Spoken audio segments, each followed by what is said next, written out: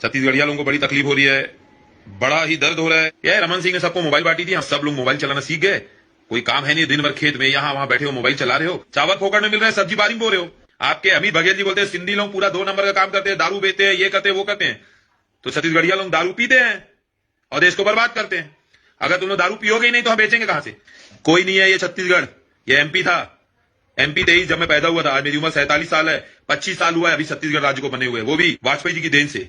ज्यादा फुदको मत, अभी तो सिंधी लोग अपना दिखा रहे हैं ऑल इंडिया में ताकत, और वक्त आ गया तो सब सिंधी यहाँ आ जाएंगे। इतना पैसा है और इतना ताकत है, इतना दम है, और इतने सिंधियों में एकदम सब यहाँ आ जाएंगे। छत्तीसगढ़ संभाल नहीं पाएगा, इतने सिंधी हैं अगर बाहर से और पूरे इंडिया से आने लग गए तो। और शासन सिर्फ तुम्हारा नहीं और कानून हमारा भी है।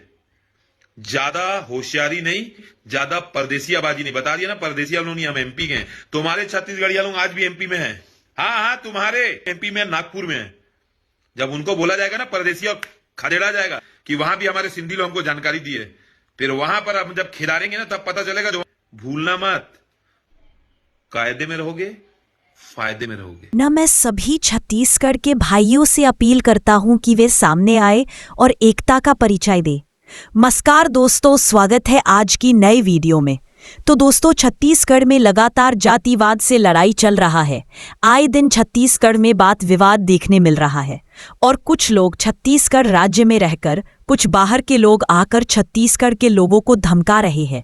छत्तीसगढ़ में ऐसे कई सारे घटनाएं हुई हैं जो बाहर से आकर यहाँ के लोगों को धमका रहे हैं और लूट रहे हैं। छत्तीसगढ़ को बचाने के लिए और छत्तीसगढ़िया हक की लड़ाई के लिए अमित बघेल के बयान पर सिंधी समाज के लोगों द्वारा आपत्तिजनक शब्द का उपयोग किया गया।